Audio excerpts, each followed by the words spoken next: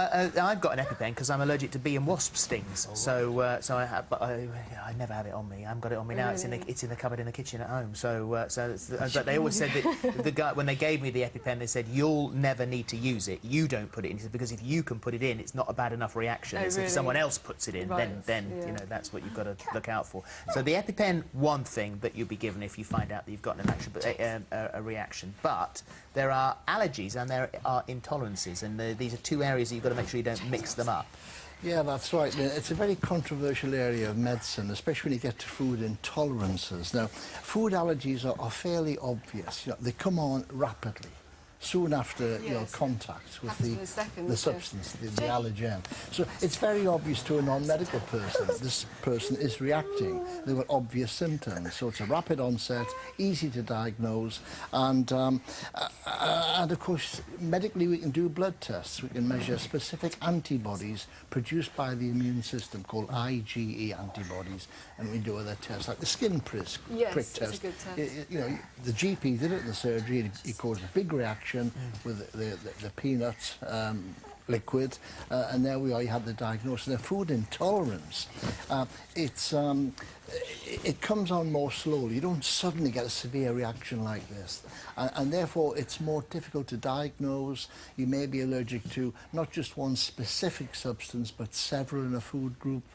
It's never life-threatening. An allergy can be life-threatening with anaphylaxis, where the patient collapses, they're in shock, low blood pressure, and they've got the itchy red rash, the hives. There could be wheezing, short of breath, face swollen, lip swollen, tongue swollen. Just talk us through the things you've got here. Jago, Jago, let's have a look. Come down here. Come play with your car with me. Come over here and play with your car with me. Your car. Go on. Let's have a look. Come on. Can I have a look at your car? Oh, no, he's shy. No, he's shy. We're going to play cars. This is a great floor to play cars on. Let me tell you, see how far it goes. Oh, he's not going to play. He's going to play cars. He knows you have an allergy. He doesn't want to go near you. I just want to play cars. A couple of testing kits. This is a self-testing kit for food intolerance. These kits are not tests for food allergies, for food intolerance. This one, the YorkTest, that will test for about 113, but you send that off to the lab.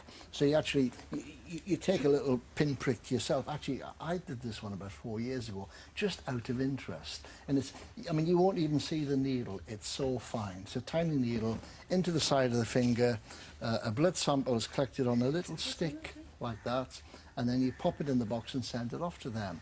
Now, this is, 4 or 5 years ago, and my results came back showing that I was intolerant of wheat, which I ignored. Too busy, blah, blah, blah.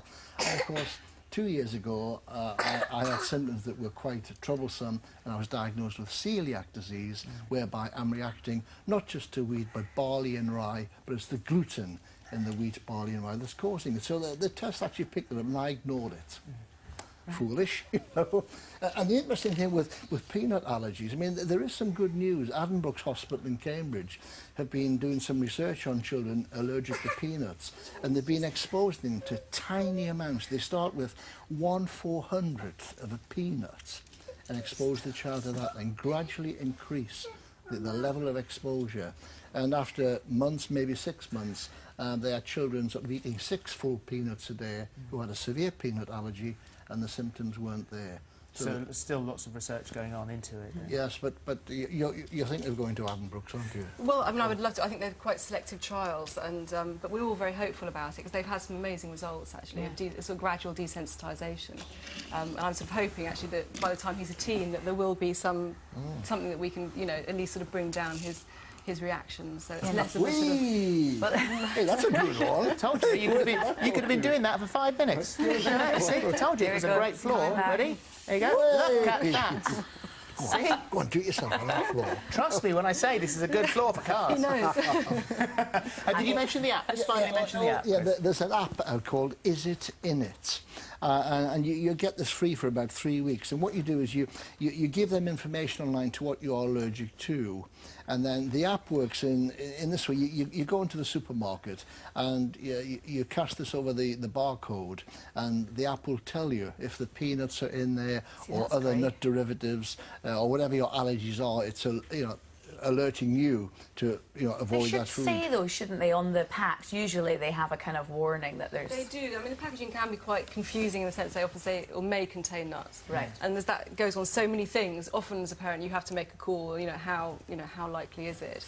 I mean, I wouldn't let anyone else give him something that may contain nuts, but I would make the call myself. Yeah. Otherwise, he wouldn't be able to have anything. Yeah, everything would have to be home baked. Yeah. And you have to watch for arachis oil. Yes, that's another. So they sort of sneak them in. Arachis oil is peanut oil, but you wouldn't necessarily know unless you PhD in chemistry. Oh my goodness, yeah. And egg, of course, is another one with it comes in different forms. Thank you both for coming. Very much, thank you. Dr. Chris, thank you very much indeed. Jago, thank you very much indeed. Jago, thank you. Nice to see you've been most amusing. Yeah, and I've got to say that sofa, I didn't realise how bouncy it was. Yeah, it's very bouncy. I haven't actually tried to slide off it before. That looks like a good game as well. For more information on anything that we've just been talking about, have a look at our website, itv.com/thismorning for details.